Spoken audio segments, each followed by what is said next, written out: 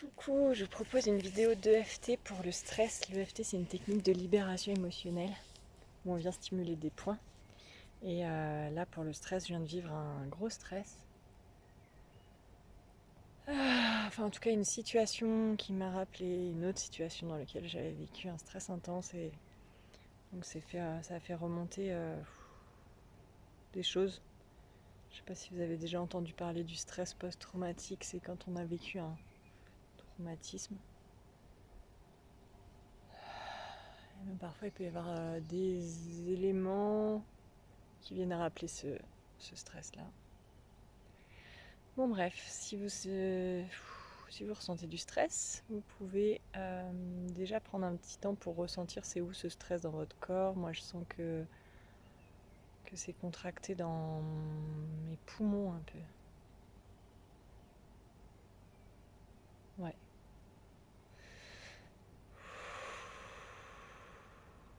Ouais, ça respire pas librement et je sens que mon corps, il est... Ouais, dans mon ventre aussi, c'est contracté. Et vous pouvez essayer d'évaluer ce stress entre 0 et 10. Alors moi, je dirais que c'est quand même à 9 en fait. Ok. Et après, vous venez tapoter ce point-là comme moi. Vous respirez en même temps, même si je ressens tout ce stress et que je ressens, donc là vous pouvez dire ce que vous ressentez, moi je ressens et que je ressens cet aspect contracté dans mes poumons et dans mon ventre. Je m'accepte du mieux que je peux avec tout ça. Parce que parfois il peut y avoir une tendance à se juger en fait. Parce que moi, ce que j'ai vécu là aujourd'hui,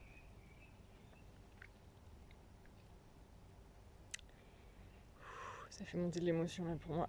C'était pas une situation qui était censée être stressante et c'est le fait de, comme je vous dis, que ça fasse remonter des choses plus anciennes, c'est ça qui fait qu'il y a du stress et donc il peut y avoir cette tendance à juger, de dire en fait je devrais pas être stressée pour ça. Donc là vous pouvez tapoter sur le dessus de la tête, là, tout ce stress. Sur le coin des sourcils, tout ce stress en moi. Sur le coin des yeux, tout ce stress et toute cette partie qui juge. Toute cette part de moi qui juge et qui trouve que c'est ridicule et que je devrais pas être stressée et qui me juge. Et sous les yeux, tout ce stress en moi. Sous le nez, tout ce stress. Sous la bouche, tout ce stress dans mon corps. Sous les clavicules, donc là, les clavicules là, voilà. Tout ce stress dans mon corps, tout ce stress dans mon système nerveux, qui m'empêche de respirer profondément. Et on vient sous les bras, tout ce stress dans mon corps qui me rétracte. Sous les seins, tout ce stress. Et après on vient sur les doigts, donc bord externe du doigt, là, de l'ongle. Tout ce stress. Là on vient en fait stimuler tous les points des méridiens d'acupuncture et on aide l'énergie à circuler. Tout ce stress, parfois quand on vit des gros stress, donc là comme je vous le disais, moi c'est des histoires post-traumatiques, donc en fait il y a eu des moments dans ma vie où j'ai vécu des choses tellement intenses que ça s'est bloqué en fait, je pouvais pas exprimer toutes les émotions qu'il y avait tellement il y en avait en même temps. Donc toutes ces émotions là, elles se sont comme condensées dans mon corps, elles se sont rétractées en fait, voilà. Et c'est toutes ces choses là qui ont besoin de recirculer. Parfois ça peut faire venir des larmes. Et les larmes, c'est parfait parce que ça permet d'évacuer les choses qui étaient stockées dans le corps. C'est pas du tout une marque de faiblesse de laisser s'exprimer les larmes, c'est de la guérison. Les larmes de guérison, les perles de l'âme.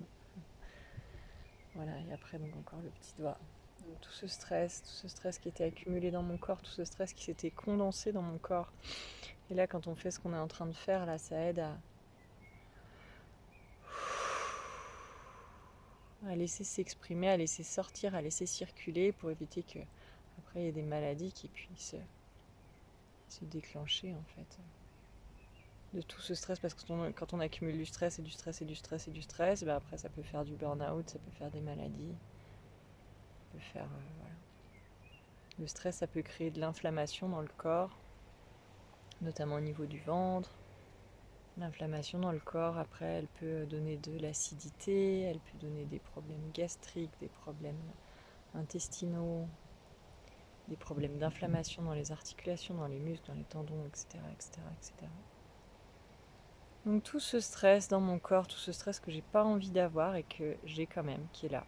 Et je sais bien que je devrais pas stresser, mais voilà, je peux pas faire autrement, c'est comme ça, c'est plus fort que moi.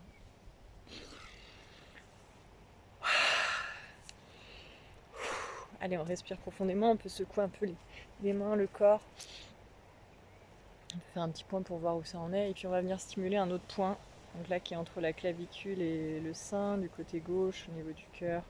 Le milieu de cette ligne et vous venez tourner dans le sens des aiguilles d'une montre. Et là vous pouvez répéter après moi, même si une ou plusieurs parties inconscientes de moi, refusent de se libérer de tout ce stress.